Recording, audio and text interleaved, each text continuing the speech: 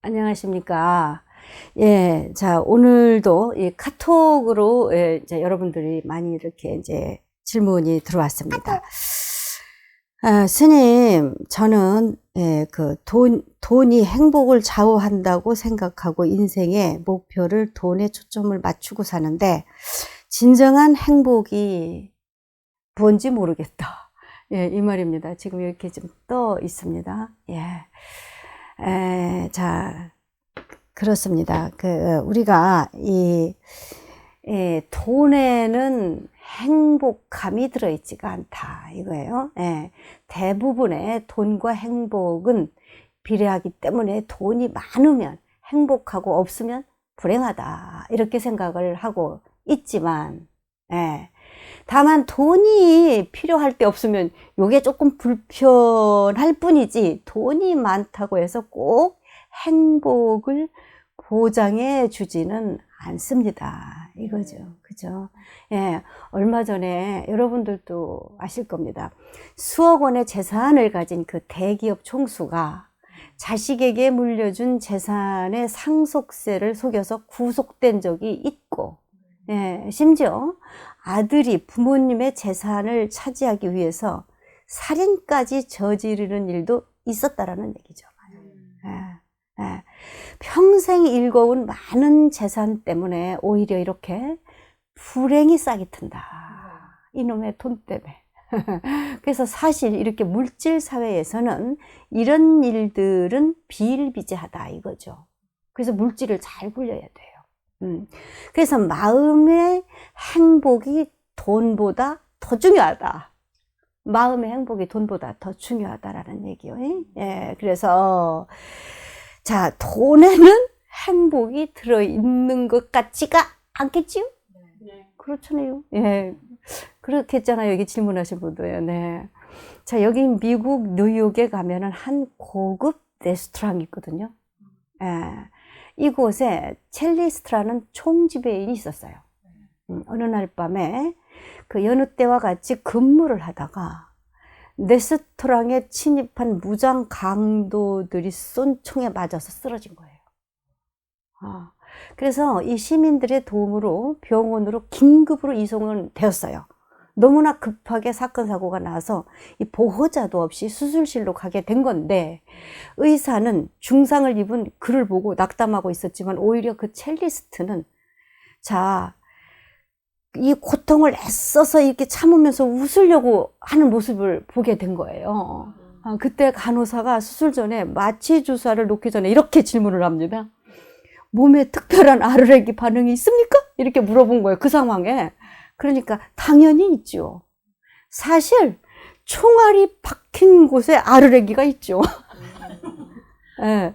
이 상황에 첼리스트의 말을 들은 의사와 간호사는 웃은 거예요. 그 상황, 이 죽음의 순간에도 웃음을 잊지 않는 그 사람이 정말 대단하다라고 생각을 했기 때문에 그렇지 않습니까?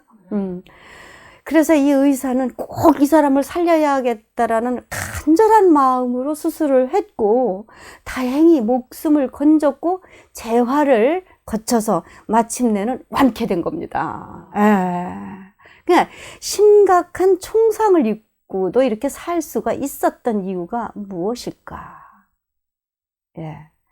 자, 절체절명의 순간에도 이렇게 희망의 그 끈을 버리지 않는 절대적인 긍정과 마음속의 행복이 이 첼리스트의 손을 부처님께서는 들어주신 게 아니겠어요?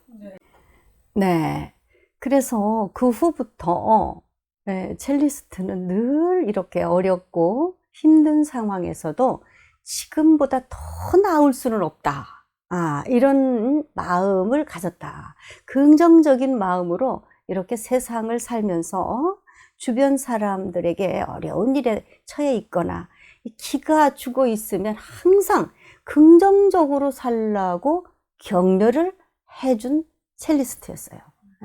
이 사람이 뿐만 아니라 이후에 지역사회 보살로 활동을 하고 만나는 사람마다 이렇게 용기를 주고 격려를 해주고 힘을 주는 사람으로 살아간 거죠. 그러니까 어떻게 됐겠습니까? 그 이후에 레스토랑은 더 널리 알려지게 되고 더 유명한 그런 레스토랑이 됐어요. 그러던 어느 날 한 신문 기자가 첼리스트를 인터뷰를 하게 됐습니다. 아니, 어떻게 그렇게 무장 강도의 총에 목숨을 잃을 뻔했는데도 그렇게 낙관적이고 긍정적일 수가 있느냐? 그 비결이 뭐냐? 그때 첼리스트가 이렇게 얘기합니다. 나는 아침에 눈을 뜨면 반드시 이 명상에 들어서 오늘을 다짐한다. 오늘을. 예. 오늘도 나에게는 분명 행복과 불행이라는 두 사람이 내 마음을 놓고 할 것이다. 그러나 나는 불행보다 행복을 선택합니다. 이 말 끝에 기자는 첼리스트의 대답을 듣고 또 질문을 하는 겁니다. 만약에 불행이 찾아오면 또 어떻게 할 거냐? 그럴 때는 부처님이 내게 주신 선물이라고 생각하고 이것을 가르침을 받아서 나의 삶에 적용시켜서 이 지역사회의 행복으로 이것을 발전시켜 나갈 것이다. 참 기가 막힌 주문이요, 이 양반이. 이렇게 원력을 세워야 원력보살이 되시죠.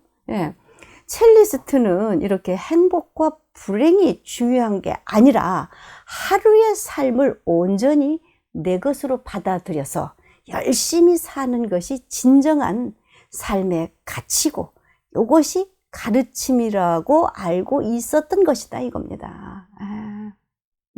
그래서 부처님의 가피를 잘 분별해서 바르게 대승적으로 활용하지 못하면 만복이 박복된다. 만복이 박복하게 만들어진다라는 얘기요. 그러니까 돈만 많아도 행복하지가 않다라는 얘기죠. 부처님 가르침법은 우리들의 삶의 질을 좋게 발전시키며 변화를 시켜주잖아요. 100년 후에도 못 들을 얘기를 지금 해드리지 않습니까? 나와의 서로 다름을 서로가 인정하고 아끼고 사랑할 때 이게 즐거워지고 행복해진다라는 얘기예요. 우리의 삶이 잠깐이에요. 그렇잖아요. 병든 날 잠든 날 타제하면은 단사십도 못 사는 인생이다 이거요. 이렇게 행복이라는 것이 돈이 많고 적음에 있는 것이 아니라 어떤 마음으로 자신에게 주어진 인생을 잘 나누며 가꾸며 쓰고 내가 잘 운용하고 살아가느냐에 달려 있다라는 얘기다. 내가 자꾸 불행하다고 생각하면 좋지 않는 일이 찾아오고요. 내가 행복하다고 자꾸 생각하면 날마다 즐거운 일이 찾아오는 것입니다. 행과 불행은 그래서 모두 내가 지어낸다, 안 지어낸다? 내가 지어낸다. 그러니 돈에는 행복이 들어가 있지가 않는 것이다. 당장 지금부터라도 나는 행복한 사람이라고 생각을 하고 이 공부를 하시면 여러분들은 다 두 가지를 다 거머쥘 수가 있어요. 성불의 인연도 행복의 인연도 돈의 인연도. 그래서 행복한 사람은 부처님 공부를 사랑합니다. 불행한 사람은 돈을 사랑하게 되지요. 우리 모두가 즐겁고 기쁘고 행복해야 우리 일체 불보살님도 기뻐하시고 행복하십니다. 이 말씀이에요. 네. 자, 오늘의 명언입니다. 애쓰고 애써 노력해서 실력을 갖춘 사람은 돈, 권력, 지식으로 제압하는 것이 아니라 아주 자비스러우면서도 행복한 이념을 가지고 대승보살로 사회의 일꾼이 된다. 당신이 부처님입니다.